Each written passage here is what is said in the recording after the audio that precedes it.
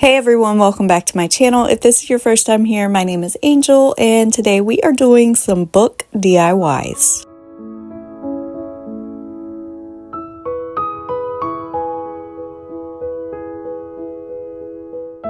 For this project, I'm going to show you how to turn your paperback books into hardcover books. It's honestly a super easy project, and all you need to do is measure whatever book you want to make a hardcover for. You'll need to measure the length, the width, and the thickness of the spine. To make my hardcover, I'm going to be using some chipboard that I got from Amazon, but you can use any thin cardboard for this project.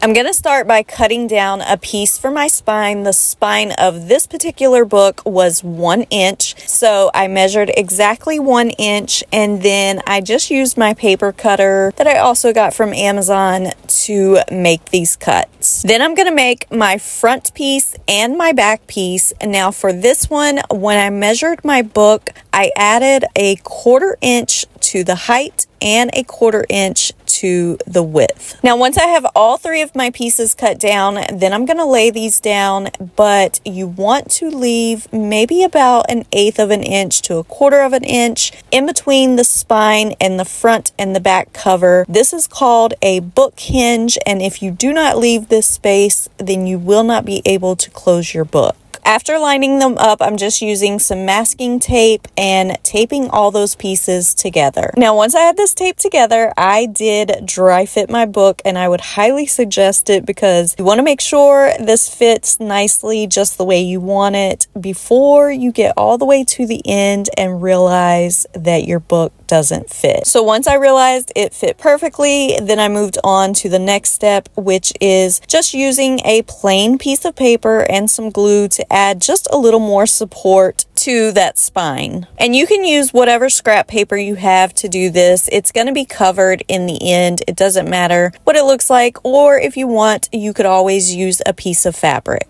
Now, to actually attach my book to the new hardcover, I'm using some scrapbook paper. Again, you can use any paper you want. This is just going to attach that paperback book to the hardcover and cover the inside of the book. So I'm just folding my scrapbook paper in half, and I'm going to make 2 of these, one for the front of the book and one for the back of the book. And I am just gluing this right to the paperback book's cover. You can take the cover off if you want, but this is just easier to do it this way. And I am just using regular school glue and then attaching one side of that folded paper to the cover of the book. Once I had it glued down, then I'll flip this over and use an X-Acto knife to actually cut this down to size. You can pre-cut it if you want to. I just found it easier to wait until I already had it glued and then just use an X-Acto knife. Then once the front page is done, then I'll do the exact same thing on the back of this book, and I'm gonna place it in between 2 books and let those dry. And while my book is drying a little while, I'm going to work on the hardcover and actually covering it. I decided to use this fabric that I found at Goodwill. You can use whatever fabric you have on hand or whatever you want to use, or you could also use scrapbook paper to cover your hardback. So I'm just going to lay the piece that I made for the hardback cover on top of my fabric, and I'm going to leave about 1.5 inches on each side of this so that I can fold it over. But to attach this, I'm just using some school glue again and a brush and making sure I smooth out that glue so there's no bumps, and then I will turn this over and press it to the back side of my fabric. And I'm just going to lay some heavy objects on this. I just placed some books on top of it and let it dry for a little while. Then I just cut all of my corners at a 45-degree angle, and I'm using some more glue and a little brush to smooth that glue out. And then I will pull this fabric really tight on each side of it and push it up onto the book. Once I have all of my sides onto the hardback, then I'm ready to put my book into this. As you can see, that scrapbook paper is now going to be the front pages of my book, and the cover of that paperback is actually going to cover all the inside of the hardback. So again, just adding some school glue to the front of the paperback and then using the brush to smooth out the glue. Then I will just insert this, line it up, and close the book. Then I'm going to flip this over and do the exact same thing on the back side. Then I'm going to let this dry with something heavy sitting on top of it for about 24 hours. I am adding just a piece of chipboard in between the front cover and the front page and wrapping the book in some parchment paper before sitting something heavy on top of it, just so the glue doesn't make the front pages stick together.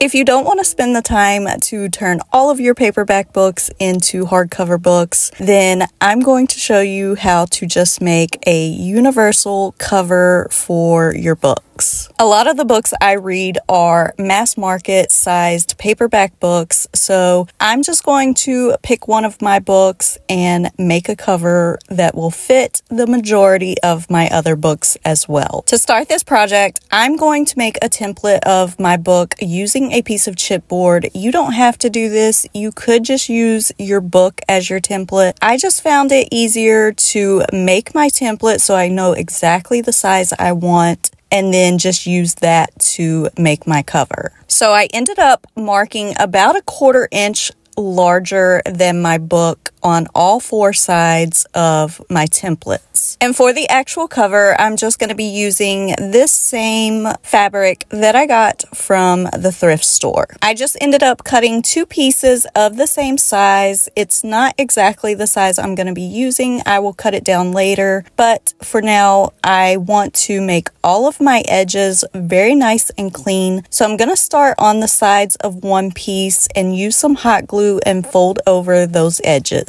Then to do the top and the bottom edges, I'm going to be using those templates to help me figure out the exact size that I'm going to need these pieces of fabric.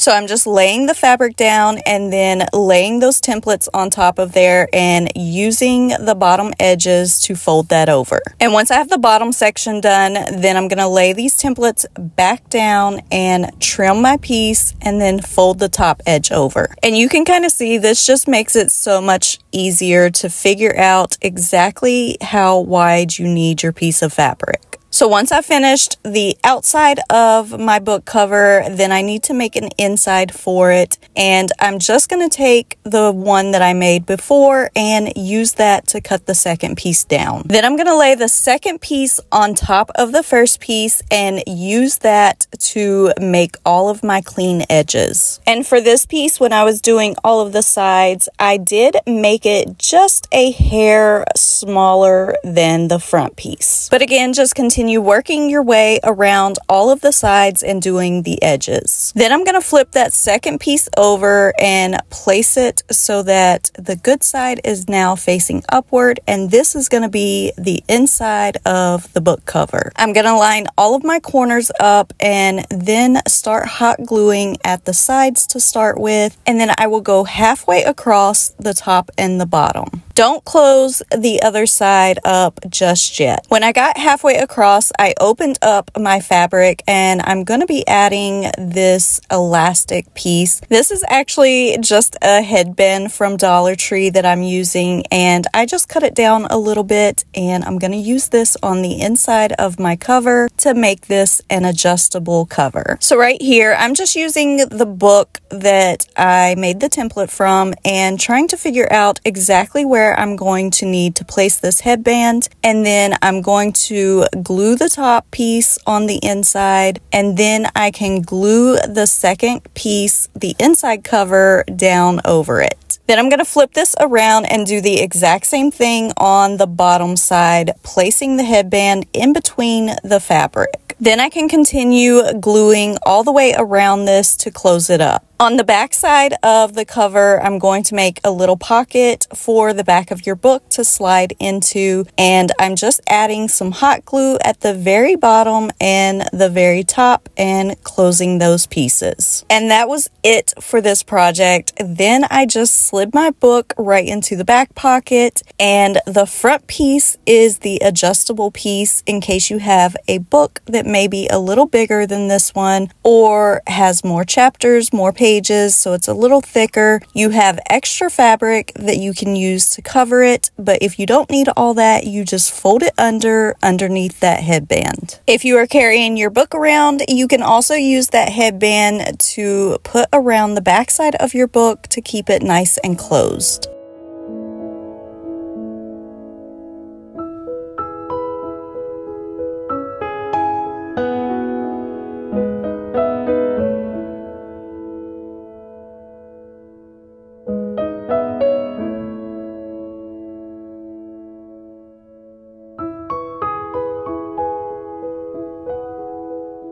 For this project, we're going to be making a book sleeve, or actually we're going to be making two of them. I'm actually using some placemats that I've had in my stash for quite a few years now, and I figured it was finally time to use these, and what better way to use them than to make some book sleeves. For this first book sleeve, I am just laying down a book that is about a basic size that I have, and I'm going to cut my piece down so that it folds over and the hem of the placemats meet together at the top. Now at this point you can sew your book sleeve if you want to, but I'm just going to be using some Aleene's Fabric Fusion, and I'm going to just put this along the sides and then fold this over so that the hem meets, and I'm going to sit something very heavy on top of this, and I let this dry for over 24 hours. And if you are using a fabric that has a different print on the front than the back,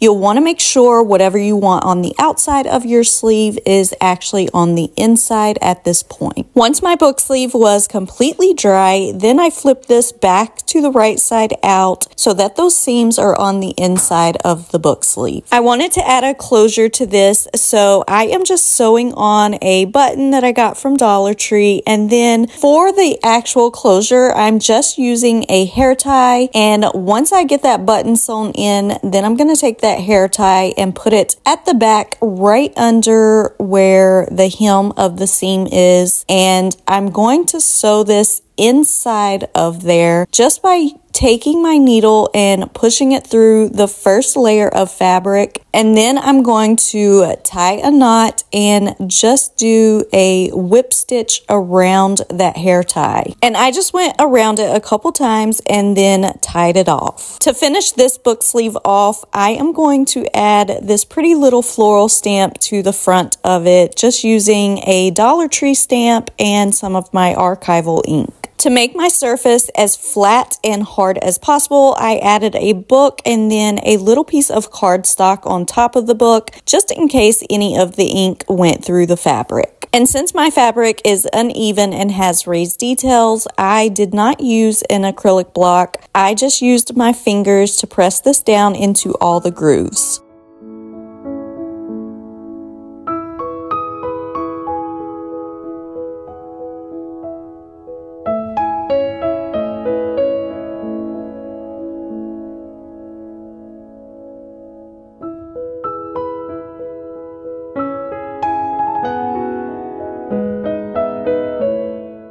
For the second book sleeve, I'm still going to be using that same placemat fabric, but this one's going to be just a little different because I'm actually going to cut my pieces in half and use another piece of fabric that I want to make a pocket on the outside. So I've already cut that piece of fabric down to the size I want it, and then there at the top, I folded it over and glued it twice just to make a clean seam at the top of it. Make sure that your bottom bottom piece of fabric is facing the way that you're going to want it to face once it's done. And then just take that other piece of fabric that you are turning into the pocket and place it right on top of there. The pretty side and the side that you will want on the outside of this should be facing upward. And be sure that this pocket piece is the same width as your bottom piece. Then again, I'm just taking some of that Aleene's Fabric Fusion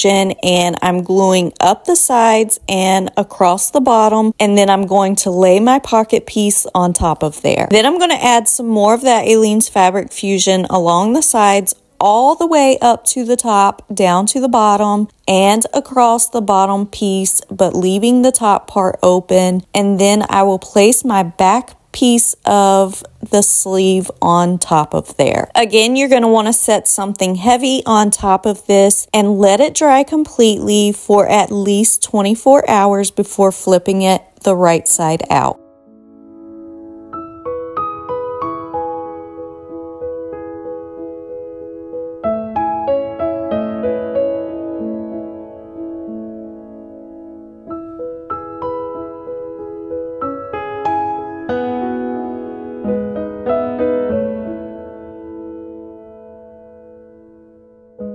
For this project, I wanted to use a book to make a cover for my Kindle. I ended up finding this book at the Dollar Tree and it was the perfect size for my Kindle. So I just picked this one up for $1.25. Now the cool thing about this project is if you already have a book that you like, maybe you like the cover of the book and it fits your Kindle, you can skip the whole first part of this project and just use the book cover as is to make your Kindle cover. Now, while I really didn't mind the design on this book, I wasn't a fan of the title of it, so I'm going to customize my book to my taste. The first thing you need to do for this project is remove the pages from the cover, and I'm just using an X-Acto knife and pulling away the front and then flipping this over and doing the same to the back. Now, like I said, if you like your book cover as is already, you can keep it that way. But for me, I am going to paint mine with a couple coats of Waverly chalk paint in the color moss. You could also use some fabric to cover this or some scrapbook paper, whatever you'd like to do. And once this cover was dry, then I did flip it over and I painted on the inside just a little bit on each side of it, which I will be covering up later, but I wanted this green color showing through. Then I decided to decorate the front cover of my book with some of these Dollar Tree rub-on transfers. These are the gold metallic ones, and I just decided to do a flower here on the front of it, and I'm also going to use some of those letters and spell out book on the front side. Then to finish it off, I just added one more little rub-on transfer to the spine of the book. Then for the inside of the hardcover, I'm going to be covering up what I didn't paint over with some of this scrapbook paper. So I'm just going to measure this and cut it down to fit inside, and then I'm using some Mod Podge and a foam brush to attach this. Once I had the scrapbook paper down, then I did go around all the edges and just add one more layer of Mod Podge over top of this. And once this side was dry, then I flipped it over and I sealed my chalk paint with some clear wax. And this is what it looked like once everything was all dry. Then finally, all I had to do was add my Kindle in here. Now there are a bunch of different ways you can do this, but the easiest way is to use some of these Velcro command strips. These are actually just the Dollar Tree ones. I just placed these on the back of my Kindle, removed the cover on the back side of these, and then placed it down into my Kindle cover.